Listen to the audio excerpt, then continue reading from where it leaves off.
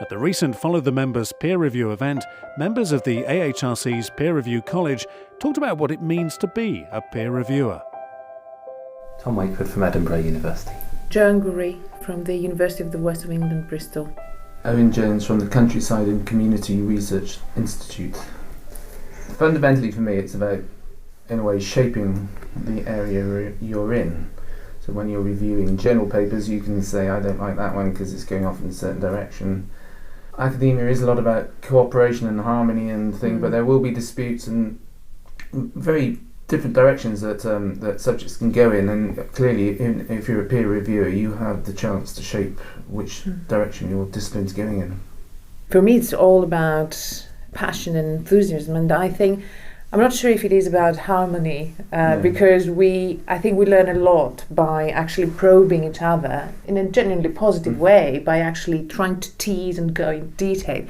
And I think for me it's bringing out the best of research, and it's this sort of drive and passion and enthusiasm we all have. It's also the learning from each other and the responsibility of the researcher to feed back, support, and do that continuously as you also develop as a person. So for me, this is fundamental in my identity as a researcher and in the way I feel I should support what I love and what I'm so passionate and enthusiastic about, the community I belong to, and part of my responsibility to my discipline, the other researchers, the research community, my institution as a whole.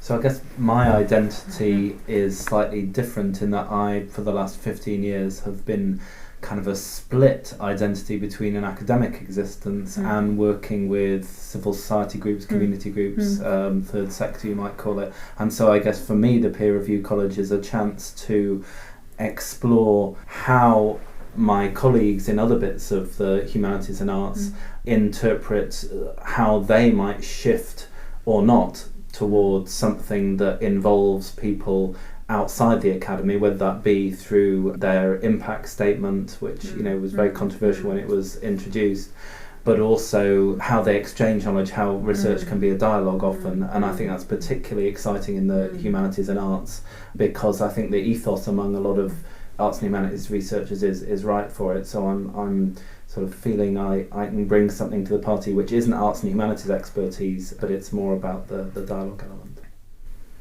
I think that's very exciting what Tom just said, is especially with this sort of multidisciplinarity, and we do live in a very multidisciplinary era, and also with making research relevant to the participants, bringing research outside academia, which is also part of what some of us would feel part of our responsibility. Not necessarily, it's not the same for everybody, it depends on what you do and so on, and thinking creatively as to how we break disciplinary boundaries, and also the boundaries between the research and the kind of the rest of the society. I think it's tremendously important and part of this sort of peer review process in supporting and learning from each other and seeing how good practice could then spread across disciplines. And I think the exciting thing that's happening that we've learned today is that there's going to be these newsletters and blogs that will allow that conversation to go beyond us in this meeting today, but also beyond the college in the newsletter, and so it becomes a whole disciplinary, not even disciplinary, a whole